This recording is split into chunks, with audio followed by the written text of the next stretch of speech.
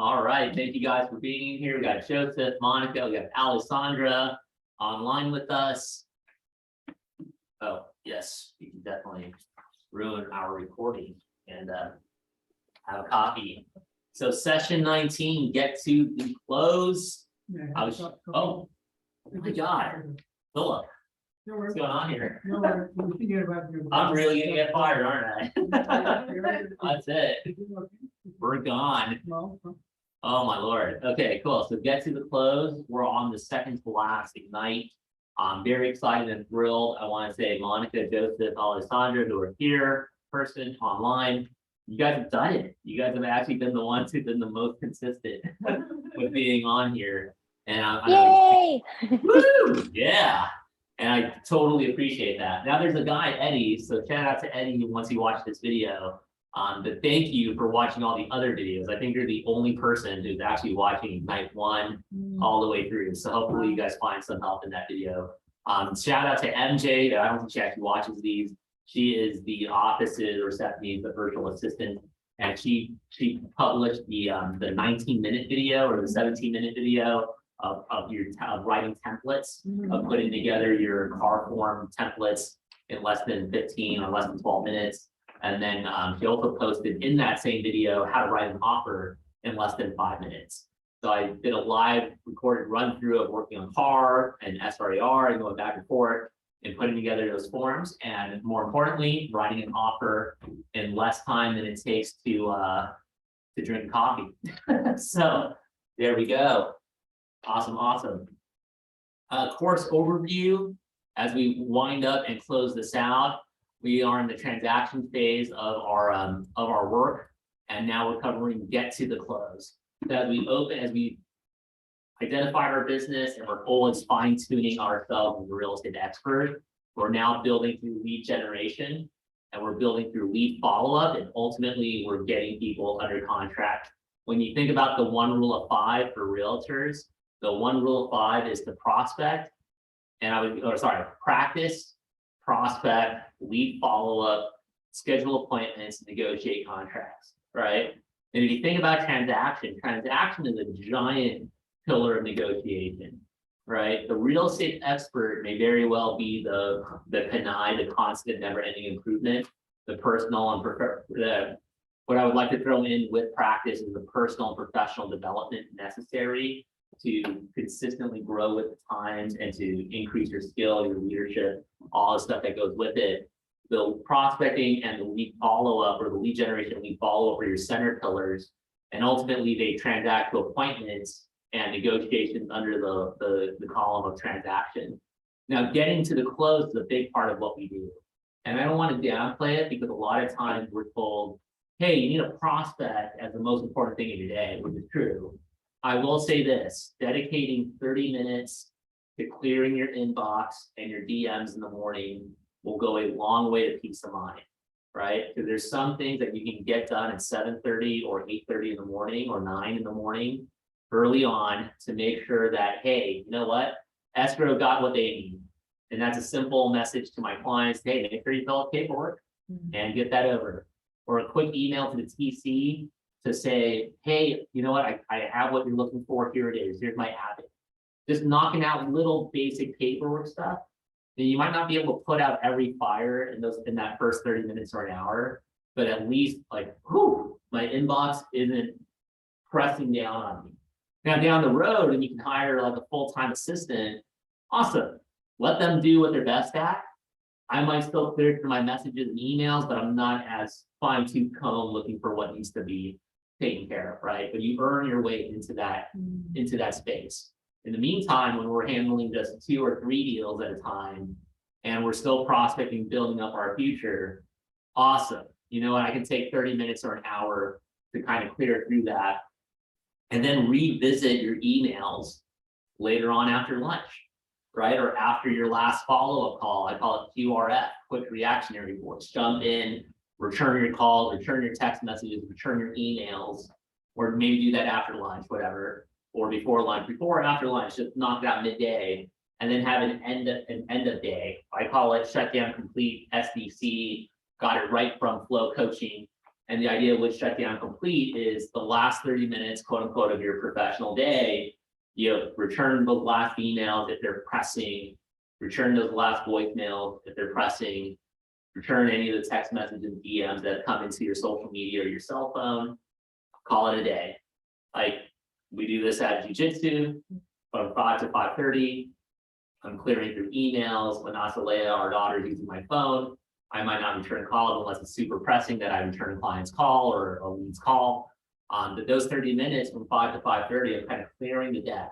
Is there anything that needs my attention now? So I'm going to shut it down and be engaged on to a point what my kids are doing, what my son is doing, Monica are involved in scouts, or just playing with our kids. Right. So you kind of build those walls and time blocks into your schedule. And I do something simple, 30 minutes from 7:30 to 8, another one either before or after lunch for 30 minutes, and 30 minutes from 5:30 to 5, from 5 to 5:30 or 5:15 to 5:45, and that's it, done, right? That hour and a half combined, maybe a little bit more in between, everything gets done, right? Or if it's not important, it'll get pushed to the next day, no big deal. All right, so I just wanted to make sure we have that disclaimer out there, because I don't want you guys to feel like the worst thing will happen is that you're prospecting,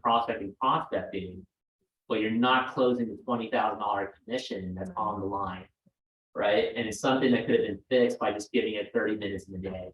Or the reverse happens, right? You give it way too much attention, you babysit that thing, and then you lose the deal because deals sometimes cancel, right? You can't control that.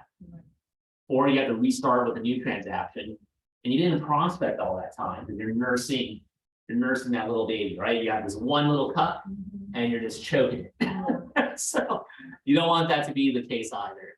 On today's agenda, we're gonna go over timelines, best practices, and risk avoidance. Some of that, I believe, Rich had covered in the past with some of the broker work. We'll go into detail here as well. Referrals and reviews, post-close follow-up, recaps and ahas, and our daily success system as we wrap it up. Quote from the MREA, real estate transactions aren't particularly trouble-free. It's a strenuous and trying time that requires all the attention and effort you can command. And again, I started this by saying, prefacing it with your time blocks, right?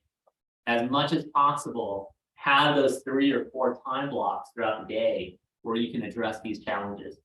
If you're an early riser, crush it in the morning, right? Know where your strengths lie. In the past, when I was still kind of fumbling through figuring out what was the best counterbalance, what I realized was that when there was a pressing thing I needed to get out to a client, if I waited too long in the day, it became this big monster, right? Whereas, hey, let me just knock it out early in the morning. I'm gonna get some blowback, whatever that is. I'm gonna let the client know, like, hey, let me give you a call back after this appointment. My appointments were usually phone calls, training meetings, networks, whatever I needed to do. And then I returned that call around lunch, right? If it needed to be a phone call or whatever. But being able to funnel those into those different blocks of the day kind of really help you mediate what needs to get done. And most importantly, you'll always come from a place of strength if you know you have 10 more clients lined up, right? Alexandra, fire away. I have a quick question. It's basically everything you're just saying, lower hand. So I feel like that's happened to me this week and the end of last week, where I feel like, I don't know why my video is not working too. I'm pretty tech savvy. So sorry, everyone. I usually try to put it on. Anyway, I digress. Where I feel super like, oh my God, I'm like too focused on lead generating, and I have people to follow up with and I'm not. And now my hot leads are getting warm and then they'll get cold. And so, and like, oh my God, now I'm doing my warm, doing my follow-up, but oh my God, now I'm stressed about I'm not prospecting enough for this certain buyer. So anyway, I've been realizing I need a better system because I have none. So you're recommending the time blocking and just really being disciplined to stay in those time blocks and focus on what you're doing. Yes, ma'am. I flip back to this slide because my time block is almost reverse, right? So Okay. Like my first professional time block is technically real estate expert, right? We're defining our value. We have our morning huddles, right? But if I took that out, it's at 7:30, I'm starting with transaction essentially. I'm going through my emails, my DMs, my text messages, my call logs, all that stuff on my phone, and making sure that nothing's being missed, right, from a transaction standpoint. And then, we're on forward mindset. And then I'm working my first top call, which might still be within transaction. I might have to call a client, a lender, an agent on the other side of the deal is not performing, or not getting back to us and applying pressure. And then I don't even start with lead generation right away. I actually start with lead follow-up. So from what I call my first and 10, like my first call to get me 10 yards or advance my day, no matter what, I actually hit the lead follow-up as like my second or third action item of the day.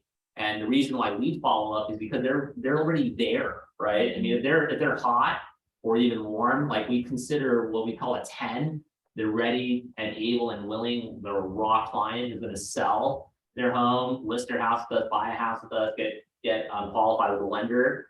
Then I immediately want them to be my first call because I know I'm going to win getting the appointment, right? And there's a high degree that they're going to say yes to something I'm offering, and off we go. And then I'm going to work through that list. I'm going to go with my 10s who are ready within the next 7 to 14 days of doing business. Then I'm going to work with my 9s who are like maybe 3 weeks out to 2 months out. Then we'll work with my 8s who are a little further out, maybe they're 60 to 90 days out, and a phone call today just to update them on ULA or SP or whatever kind of advances our relationship and timeline of working together. Then the 4th hour or the 4th time block, and some of these are only 30 minutes long. I mean, like the transaction clearing messages 30 minutes, my first and 10 is 30 minutes, my lead follow-up is an hour, then my lead generation calls, which I call my hour of power, it's an hour at best, and it's focused on my database. It might be focused on a target market where we live in Canova Park. It could be for sale by owners. It could be a mixture of expired, notice of default, stuff like that. But I'm then going to be calling them and then updating my database along the way. So hopefully that gives you some new perspective on time blocking and executing on those items. It does, thank you. Because I'm almost even feeling like embarrassed, like, oh my God, can I respond to this person? They, want whatever. And like, anyway, so I know it's failing forward and finding the balance. So that is good to hear someone else's strategy. So thank you. Oh, you're welcome. And yeah, totally is failing forward. Because what you're figuring out is kind of like where your energy lies, right? Like if I'm more of I need to sleep in, and I had the luxury of sleeping in, right? and that made my day by sleeping in until like 7:30 or 8.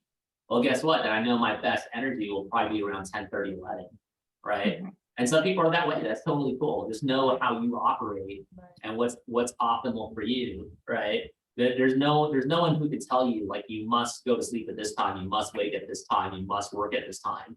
We found for our sake, we just have to be quote unquote done with work by 3. Otherwise, the time of the family's shot.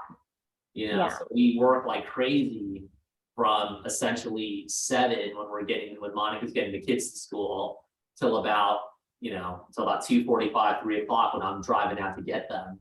So that the 3 hours from 3 to 6, we're playing with the little guy who's 3, and we're making sure our 6-year-old has her head on right, and our 10-year-old daughter's head's on right, our son who does jujitsu and football and all this stuff, he's good. And so in those 3 hours, I might take the 30 minutes to do my shutdown and complete, return messages and emails and calls. But the other rest of that time, it's with them as much as possible. And I'm still working on it. I still take some calls. Monica's like, dude, you were gone for 40 minutes. What happened? Babe, you don't understand. It was like a nuclear bomb went off, right? Or whatever the emergency was. And then the failure again is on me because I didn't plan right to get it squared away. But working that aspect of it is a constant and never ending battle of finding out what's the best counterbalance. So I will say, Alessandra, it'll never be perfect because it will always modify, right? Okay. I just learned something new from my coach today. I'm not gonna get into the details, but it involves Monica, who I just realized we can't see on the screen. You want to move and next to like Joseph or something? Okay. Yeah, there's like seats here. But I point at Monica because there's a thing with our coach about working with our team, and Monica's kind of our key to that, right? So, yeah. Anyways, not to get too off the beaten path, Alessandra, was that good or was that helpful at all? It was very good. Thank you very much. Awesome, good deal, and I appreciate it. And your deadlines and contract, very basic. I mean, a really good TC will outline your timelines. In fact, I haven't seen a TC who doesn't go through the contract, identify when they need to submit their earnest money deposits. So my key to this slide is hire a TC. You know, keep it simple, pay the $350 if your client's not paying or whatever the fee is, and invest that so you'll get so much of your productivity and time back. Now, if you must do it because you really want to learn it, and just for anyone who's watching the recording, you know, take a look at your basic timelines would be the days it takes to get your earnest money deposited, days for your inspection, days for your loan, sorry, for your appraisal, days for your loan, and days for closing. Right? Those are our big 5 important timelines to keep track of on the buyer or seller side. Now, typically the seller has 7 days to get your disclosures out, other, you know, and all that other fun stuff, but you can get that along the way. You have, again, contract acceptance, contract inspection period end, closing. And this is a very generic one. In California, we have a couple extra of the ability to have a appraisal and loan contingency. So you may want to just drop those in there as an example. Who's involved in a transaction? Very basic for those of us who are working essentially like as a solopreneur, a solo agent, level 1 agent.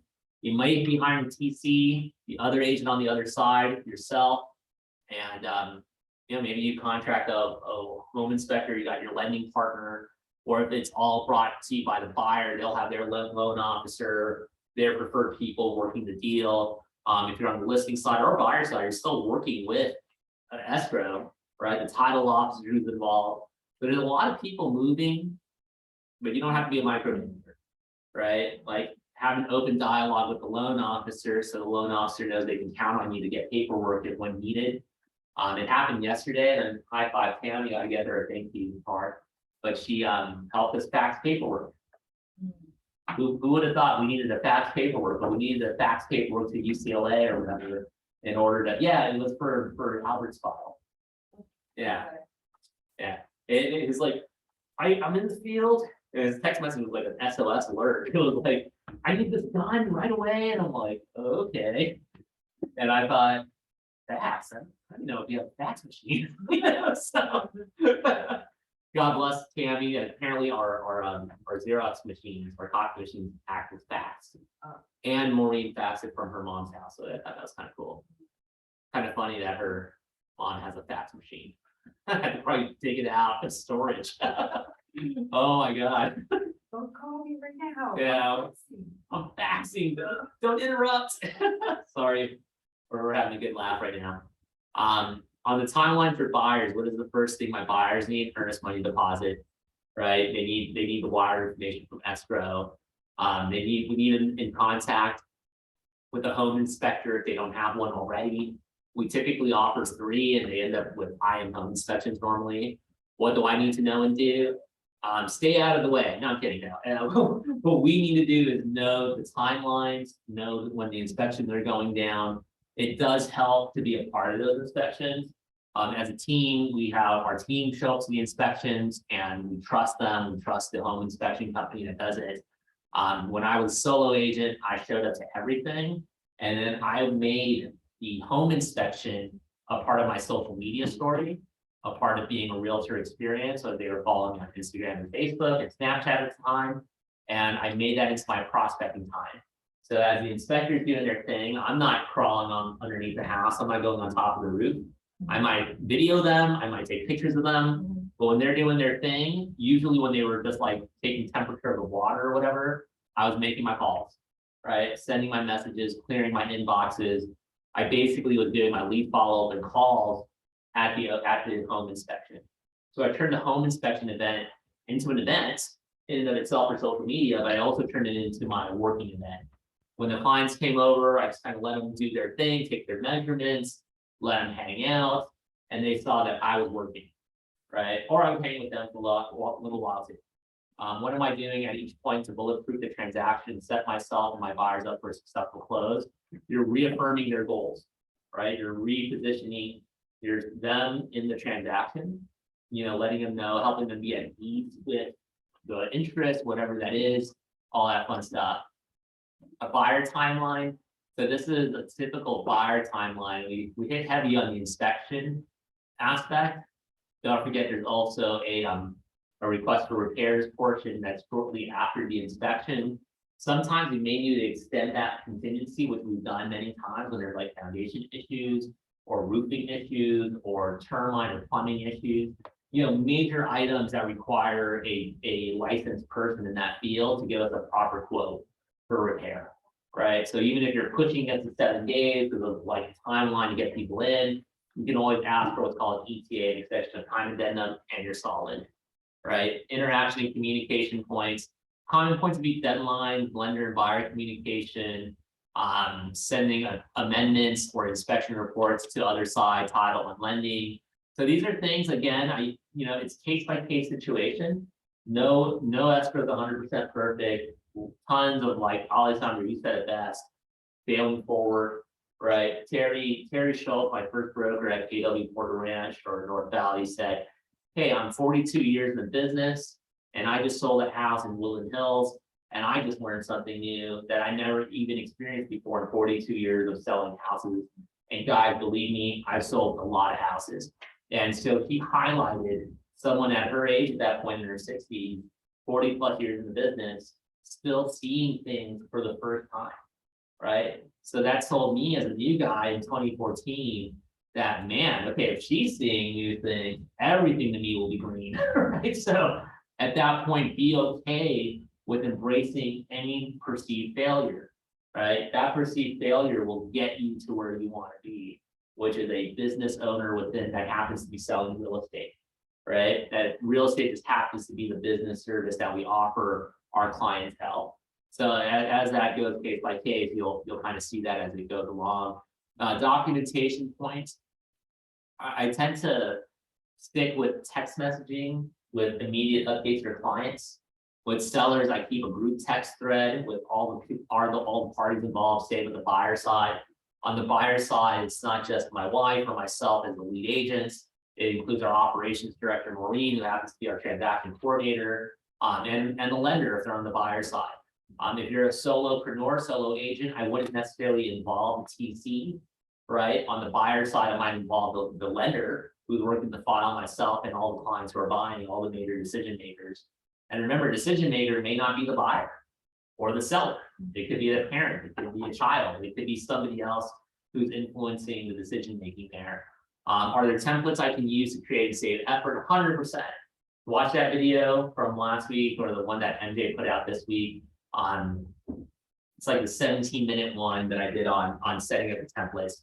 You literally write an offer in less than 2 minutes, 3 minutes tops, and then your TC will have templates that they can use.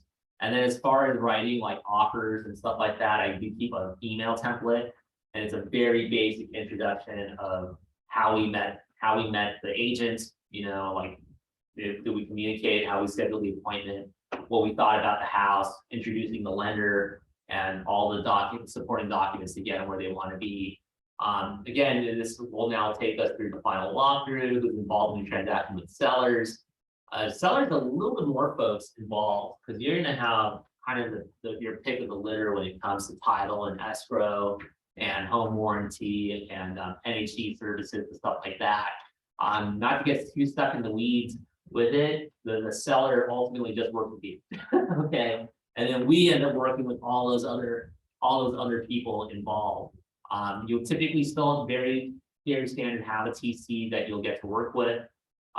Early on with your first listing, you're kind of managing it all. It just feels like you're wearing a lot of hats. And that's where those time blocks really come into play, right? Because after 12 o'clock was normally when I would work with the photographer or work with the stager or work with the seller and coordinating, getting keys, talking keys, all this stuff. I typically did it after lunch. Or if I really needed to make a day of the photography because the seller was freaked out about having a stranger in the house, I let the photographer do their thing, and I just treated it like a home inspection, did my other work. Take pictures of the photographer taking pictures of the house, go figure, but it was my way of marketing through my social media as well. Flying through, what is the first thing my seller needs? They need to, really work on their disclosures, be upfront about what their house is and what it's not, what they know of the house. What the seller needs to know and do. They need to stay out of the way, seriously stay out of the way of the home inspection. And something simple as that, not letting their emotions get in the way of business. So that's kind of more of a coaching thing. Same with buyers. What does the rest of the team need to know, take action on, and when? So this is interesting because on this side of the seller side, you may not be working with the inspector, right? But you do want to babysit the inspector. A lot of times, some of the inspectors will be very gregarious and say, hey, it has this kind of cost or this sort of need. And it's one of those things where, hey, it's not in the buyer's best favor to see how crazy the inspector is or whatever it is. With that, what am I going to each point of bulletproof the transaction? At that point, it's still communication. You really want to keep the expectations for the seller at such a way that they understand that their home isn't perfect. And if when you're working with the buyers, help them understand that the home isn't perfect. And then ultimately let the seller know, like, hey, there's a lot of concerns on the report. Here are the 4, maybe 5 top ones that if you were still living in the house that you may really want to address, as if those were things you would address anyway if you were living here. So don't think of it as you're getting it back to the buyer and you're losing it to the buyer. Think of it as something you would do anyway, right? Hey, the foundation shot. The roof is at its last 3 months before a major storm knocks it out. The electric wire has been eaten by rats, right? Hey, there's a $4,000 termite bill because your home is riddled with termites. These are things that no matter what, you would address if you were to stay here 10 more years and not move to Texas, right? Now, we're not going to give it all to the buyer by no means, but maybe when they request this, we meet them halfway. What do you think? So you're preparing them in this current market. Hey, 8 months ago, you're buying my house and I'm not giving you anything. I'm taking the floorboards with it, right? You're just going to get a shell of a house for what you're offering. Now it's a little different. You got to prepare them that the buyer will find things wrong with their home one way or the other. And we're going to address items that you would address anyway, right? Skipping over timeline for sellers is very similar to buyer. I would say the biggest one is your move out day, and you always want move out day. This is a tip for anyone watching, and for the 4 of us, 5 of us, 4 of us together. Sorry, the 4 of us together is that you don't want them to hit moving day until the buyer releases all contingencies, right? The worst thing you can have is have them move out. Oh, buyer's not closing and they're not, they're canceling the deal, right? I'm like, Philip, dude, we already got our apartment. We already put a deposit down. You're telling me I got to pay rent and a mortgage? God, yeah, that was a real thing that happened. So, yeah, that was embarrassing on my part. So you want to make sure that you have all your ducks in a row before you go about doing that. Common points, communication of deadline. And if you notice, a lot of these are very similar to the buyer side, right? We hire cleaners, we work with movers, send contracts. So let's send contract to title company that's an escrow item here in California, or especially specifically Southern California. Scheduled communication with inspectors, that's a far gone thing. Sending amendments and inspections, documentation points. Again, hire TC once under contract. One of the major stepping points that you'll have as a listing agent is working with your clients on their TDS and SPQ. Now you can't answer it for them, right? They literally have to take that form and fill it out, but you as the listing agent would be the main person to get that, not your TC. Okay, so I think I beat that one into a pulp.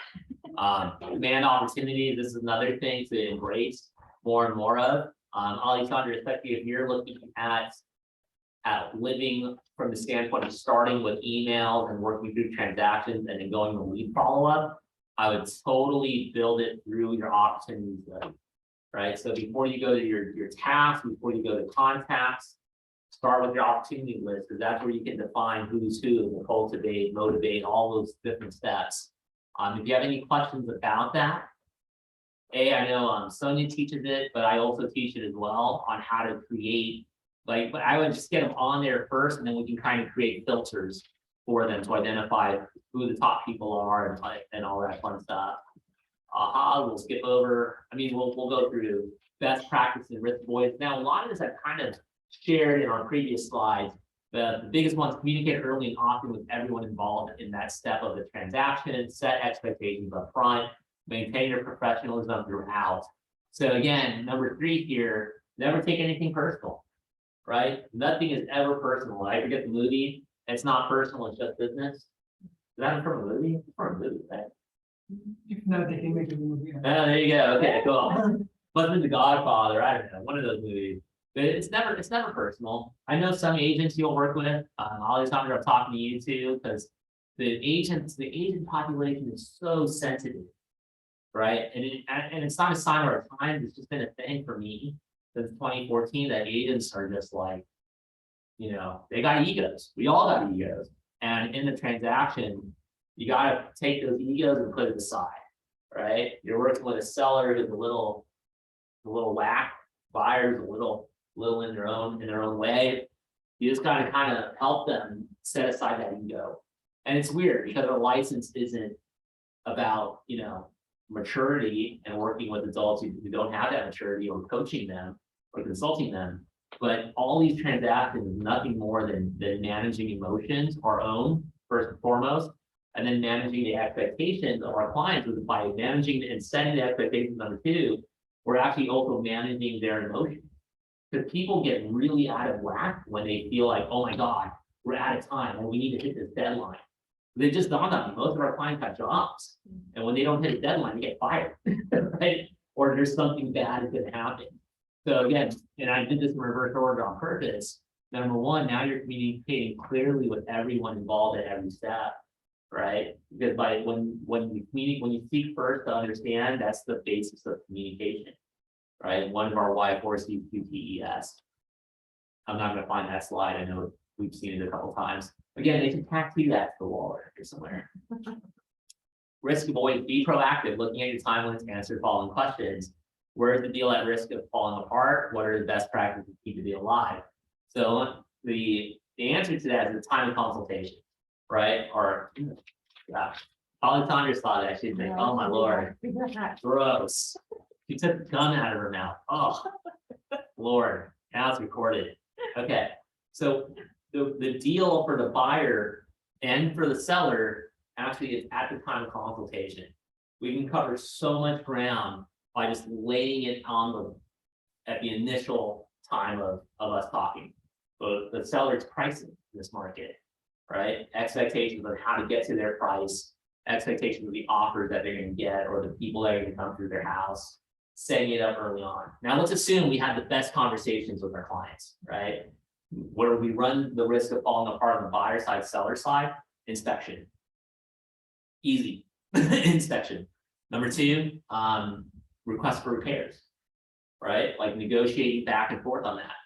A third one, a potential one that could come up, is appraisal coming in lower, right? And then lastly, it's additional concessions the buyer may want, or the seller may want early on. The best way we handle that on the seller side is preparation. Hey, no home is perfect. They're going to ask for key items. This is typically what they ask for. You guys can write this down: foundation, roof, plumbing, electrical, pets. Those are our 5, right?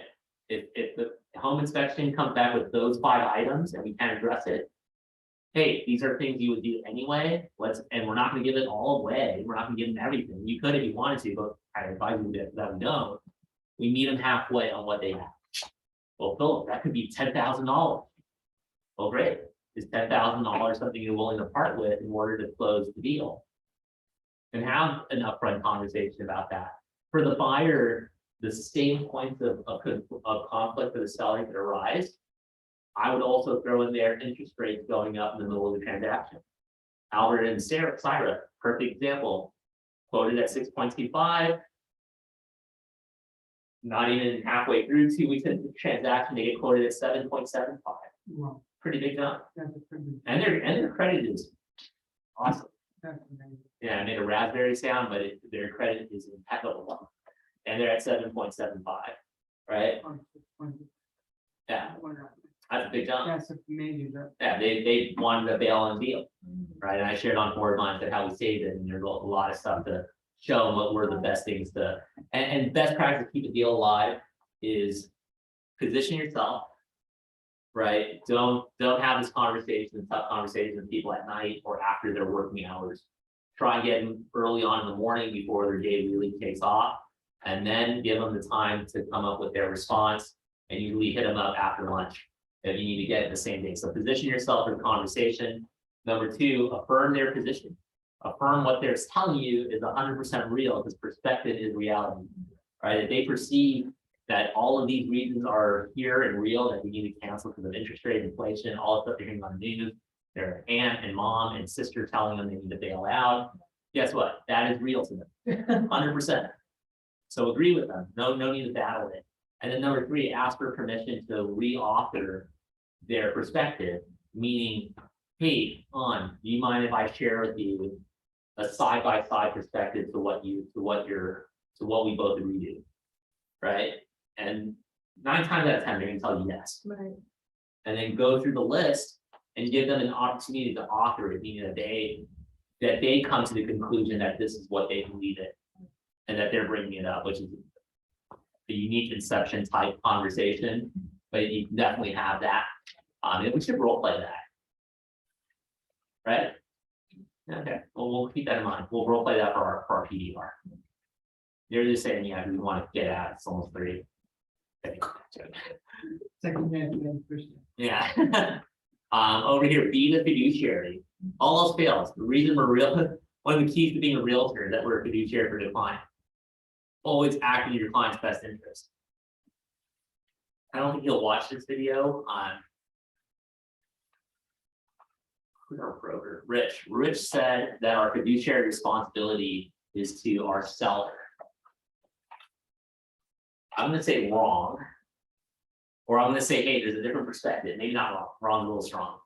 I'm going to say that our realtor code says that our fiduciary responsibility is to everybody in the transaction, and ultimately the public, right? Well, that's what that's what I was stop or when I was getting typing. Yeah. That's what- Yeah. But when you get into real estate, who hired you? It's almost like the attorneys for car, if you ever had to call them, and someone else beat you to the punch and already reported you instead of you reporting them, they can no longer help you, right? They literally say, oh, the other party has responded in advance of you, Right. and we can't aid you in this conversation, right? Wow. So that's how car functions, but as attorneys do, because it's a conflict of interest. In real estate, being a realtor, the fiduciary responsibility is to everyone involved. So like, especially if you're doing dual agency, we kind of covered that already. I know there's something wrong with the house. I have a fiduciary responsibility to pass that on to the buyer who I'm representing.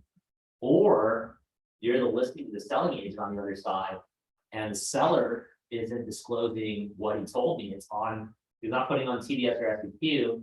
I have a fiduciary responsibility to the buyer to say, hey, you should probably double check that foundation, right? This is something we know of, it's not in writing. Hey, do your due diligence. I would check out the foundation, something along those lines. So I will say that it's your client's best interest. Your client is essentially now the buyer too, even though you're not going to be financially rewarded for helping them in that regard because they have a selling agent. There's still a fiduciary responsibility there. And also as realtors, it's almost like a brotherhood or sisterhood, right? We actually need to be very transparent about these things too. And most realtors don't do that, so that sucks. I said all that just to say that most realtors don't abide by that, right? So we're gonna keep it real, guys. Yeah. So this is where I'm gonna fall in the sword, guys. And Monica, you gotta hear this because this is where I think our team would so kick ass, is take full advantage of all opportunities to earn your unfair share. Meaning that people are Googling this. They're looking at Filip Crispino, they're looking at Monica Mestica, they're looking our names up. looking at Keller Williams, Calabasas, all this stuff. Yeah. If we know that they're gonna be doing that, then let's have all of our clients that they do say nice things about us, right? And their friends, family, people, past clients that support us. You know, let's set ourselves up with client, and I'm gonna do this in reverse order, set ourselves up with client reviews, referral for business, and repeat business, right? So we're already building that into our lead generation. Creating those opportunities would come from asking for referrals at every conversations, throughout the buy transaction, the buyer at the close of the transaction. So now the pillar of transaction, guys, when we're negotiating contracts and we're helping our clients through the process, gotta remind myself that it's a perfect opportunity at every point to ask them, hey, who else do you know that would benefit from this experience together? Especially if we're delivering, 5-star experience, and we're really like, Albert and Cyrus, I haven't asked them for a referral yet, but we probably saved their financial future. Did it for Rudy, we saved them 10 grand. Oh man, yeah, some real money there. Let's see here, reviews. No, they didn't go through it here, but the review portion of it, in our case, if you think about it, and I'm gonna get deep into it, but Google is the giant ocean that we all live in America. And then within Google exists KWPM, a very small piece, but a big piece in our world. Facebook's a giant circle, Instagram's a giant circle within that. And then aside from that, there's YouTube, which takes a big portion of Google. You see where I'm going with this, right? The biggest reviews you could probably get is creating a Google business page. And if you don't know how to do one, that goes for any of us, just Google, I have a Google business page. Or you go to Lab Code Agents, that's a cool one. Michael Trickhart taught me how to do it, and that's how I eventually set one up, personal one. But driving reviews through that, getting them on Facebook. Something I learned from NERD, it's a never ending referral from the coaching from MAPS. This past Monday, they were talking about, kind of the same length, I guess. And then they were saying, go ahead and Google your own name. Will you even pop out? How long have you been doing real estate? Go Google yourself. Because if you're not telling your own story, you are allowing another person to come and do it for you. And they're not gonna do it as well as you would. So we went on saying, how to promote yourself on social media, obviously Facebook, Instagram, now TikTok, and all these different realms, right, of social media during nowadays. And LinkedIn. I know it's Yeah. so many of them. Oh man, yeah, I'm starting to update ours. But the point is that if you're been doing this for over, let's say, a year or two, and you still Google yourself and then nothing comes up, I mean, that's a fail on your end because you're trying to promote yourself. Damn. Because if you're looking for you and somebody else is looking for you and they cannot find you, how would they know you're any good? What you're currently doing, if that makes any sense, but No, that makes total. it was a whole hour and a half of that talk, but that's what I got from it. You know what we're gonna do? We're gonna have a team walking during the review party. And we're just gonna have everyone on Google and just everyone give each other a 5-star review. No, think about it. Like Alessandra, imagine we had like everyone in the office, like go through everyone's Google business page. Hey, we all created one if we don't have one already. And we just gave each other a 5-star review. That's 25 5-star reviews, 25 5-star reviews, 25 5-star Can I reviews. make a comment? Please. In the business that I worked before, probably while I was in real estate, they all do that. They always get their friends and family, extended friends to make a review on their business and say good reviews. Even their co-workers' friends, so it's not too far from what's happening in the total world having reviews. Yeah, I mean, look, I wish I had done something like that early on. Yeah, the amount of agents we work with who do see us as, maybe not as competition, but as like, hey, this is a really good person. And I want to endorse them to a degree, give them a shout out, right? And then as we build your clientele base, because we've got a couple, nearly 150 clients. Most of them are repeat, or they bought a house, sold a house, bought another house, all that stuff. We never got reviews from them.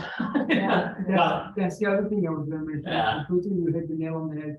When you finish your transaction, please review how you enjoyed my services.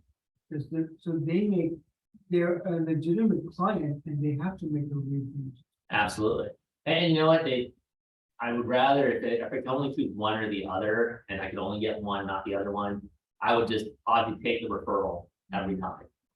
Right, so, but what I'm saying to what you were, to your point, hey, you know what, people look us up, and so I know I have one review, and it's from a loan officer who was kind enough to say, hey, I know you have no reviews, I gave you a 5-star review. I googled Tuna Family and it came out with 3 options before mentioning us.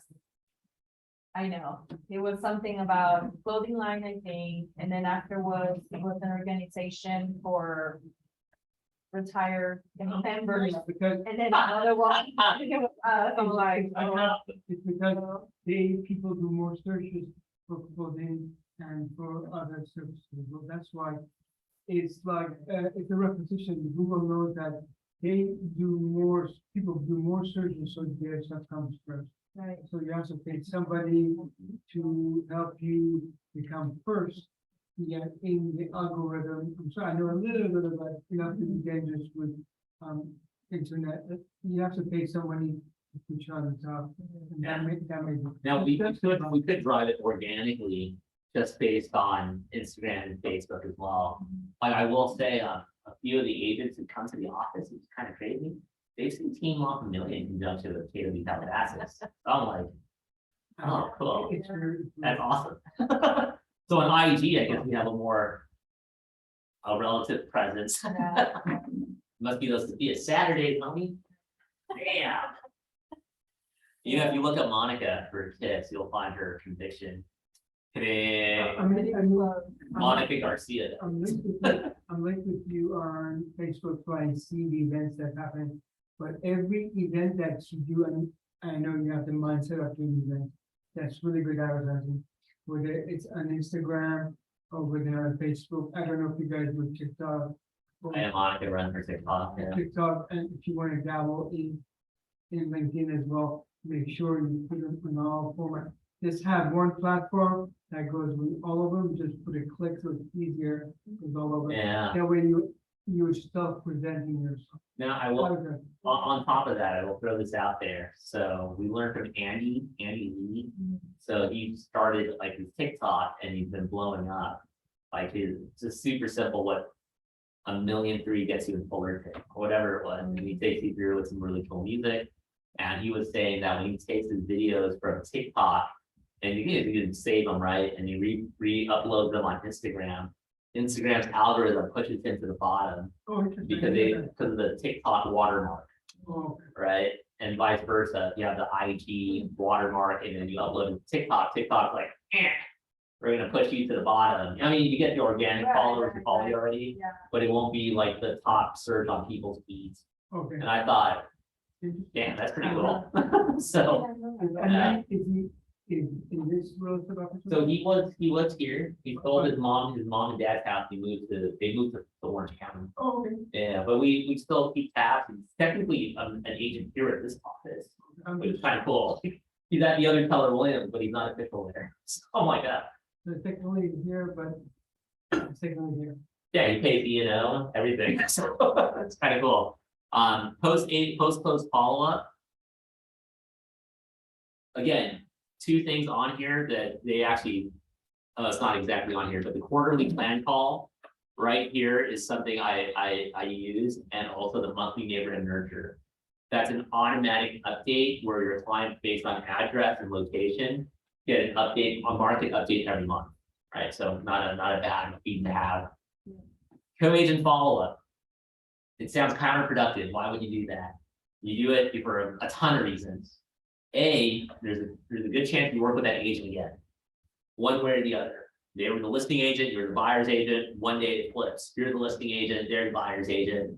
Always good to work with people you know who can bring in a solid client. Number two, agents aren't agents forever, right? Thank God a lot of people I work with are still agents, but there's a bunch more out there who aren't agents anymore. Imagine those people no longer in the business, but like, damn, you know, if I ever need to sell my house, I would sell with Alessandra, right? And let's say there's like a line of communication, relative email follow-up, social media, whatever, and I'm out. I won the lottery. I'm like, man, I don't need to sell another house. see a world, oh, my cousin needs to buy a house.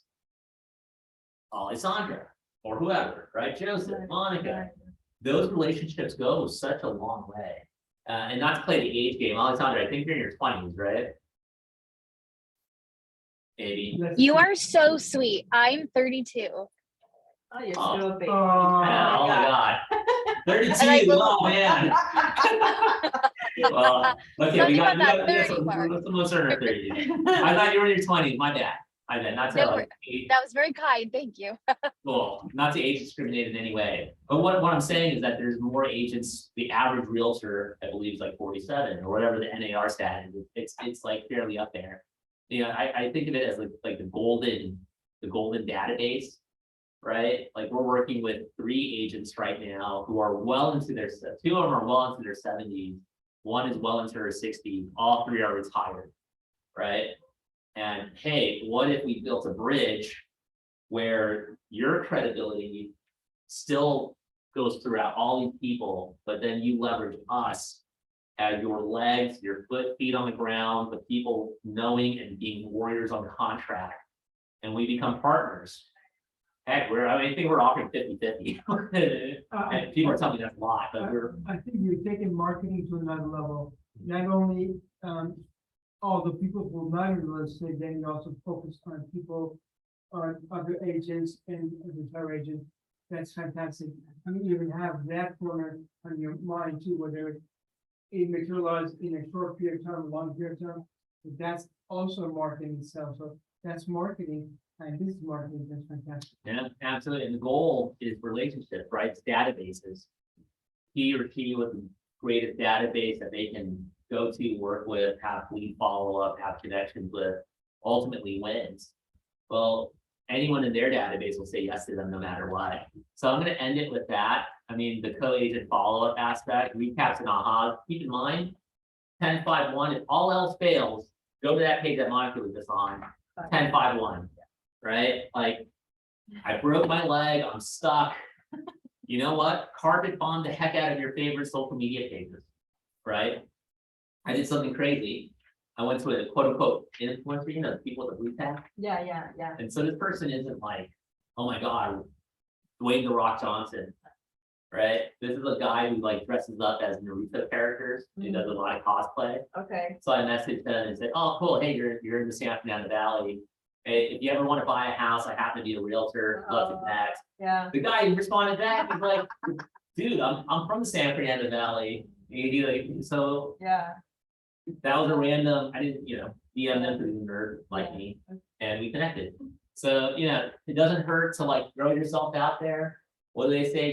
You miss 100% of the balls you don't swing at. Yeah. And 60% of the time it works all the time, right? For any Ron Burgundy fans, Yeah. so if you guys are here, pizza on us. We're gonna celebrate. If you're on Zoom, virtual pizza on us. We'll throw some emojis on. We're gonna have a good time for our last and final live night before we transition to 100% on Zoom, online. And we're gonna just keep on crushing it. And Alexandra, keep in mind, you have access to everyone here.